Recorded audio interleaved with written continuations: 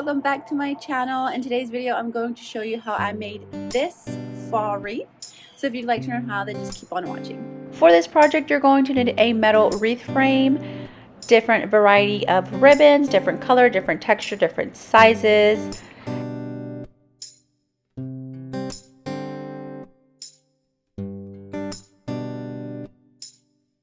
You're going to need some fuzzy wired sticks. I don't really know what they're called. And then lastly, some filler greenery.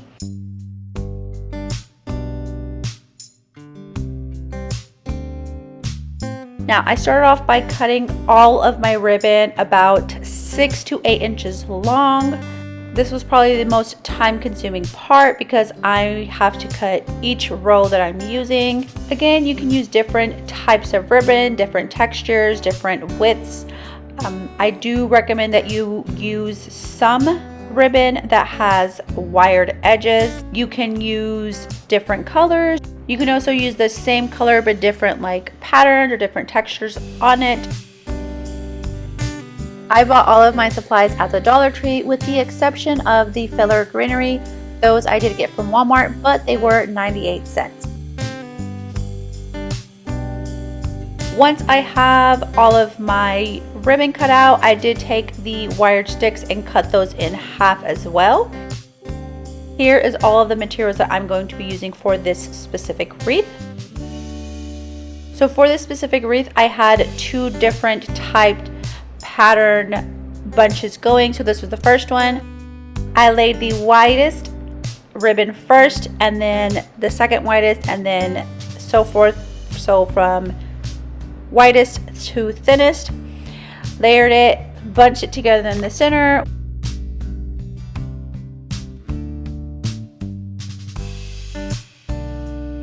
With one of the fuzzy sticks, I put it across, flip it over, and then I just twisted the back of it about 3 times to where I felt it was nice and tight and the ribbon wasn't going anywhere.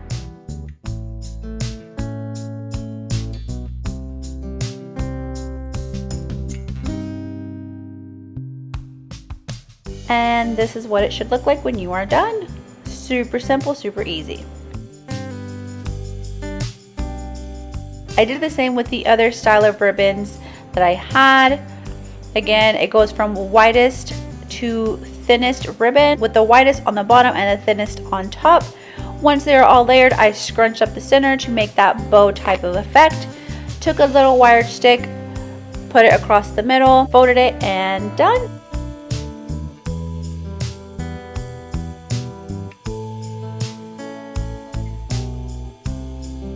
You're going to do this exact same process until you have quite a bit of bunches. I ended up using 13 bunches of each style.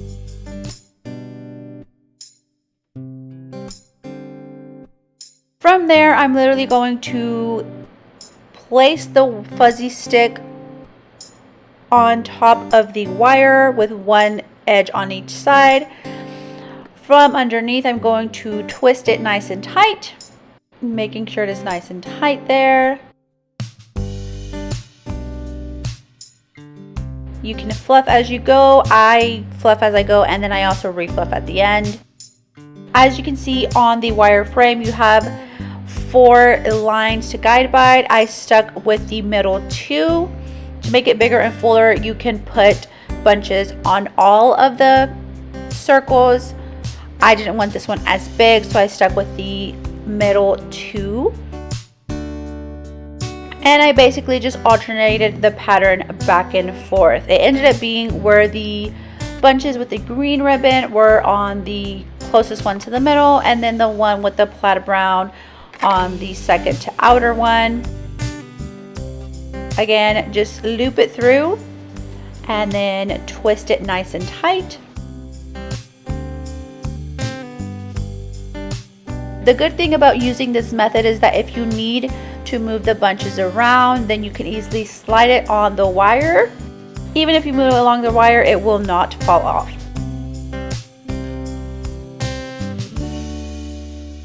You're just going to repeat this process until your wire frame is completely full. That is what it looked like about halfway. Here I am adding the final 3 bunches. Like I said earlier, I ended up using 13 bunches of each color scheme. It ended up being 1 roll of each type of ribbon.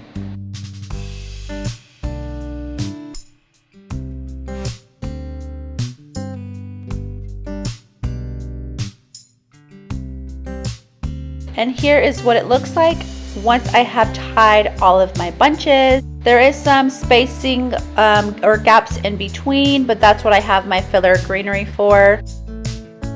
And this is what the back looks like. As you can tell, I kept all of the ones with the orange fuzzy sticks on the inside and all of the ones with the red on the outside. Now I like to visualize where my filler is going to go first. So here I am just placing it to see if I like where it is. I always recommend staging it first before actually tying it down or gluing it. That way you can see what it would look like and get a vision for it before it is officially stuck. From there, I find the stem of the filler. I take one of my wired fuzzy sticks and kind of like I did with the bunches, I'm going to loop it through and attach it to the metal wire and then just twist it. So I'm taking the stem of the filler and with one of the fuzzy sticks, tying it to the wired wreath and then just covering the stem with the ribbon. I'm going to repeat this process with all of the filler that I have added. Here you can see from the back side, I took the stem, hold it against the wire wreath, and then just tie it with one of those fuzzy sticks. You can always change the greenery out for more holiday themed decor. Just make sure that it does have a stem where you can attach it with. And here is the final product. I am obsessed with this wreath. Super easy, super cute, very simple to make. You can use this method to make a wreath for any occasion or holiday. Obviously just switch out the ribbons and colors to match your occasion. That is all for today's video. Make sure you give it a thumbs up if you like the video. Subscribe to my channel if you aren't already. Comment down below to tell me which fall DIY you would like to see next, and I will see you in the next one. Adios!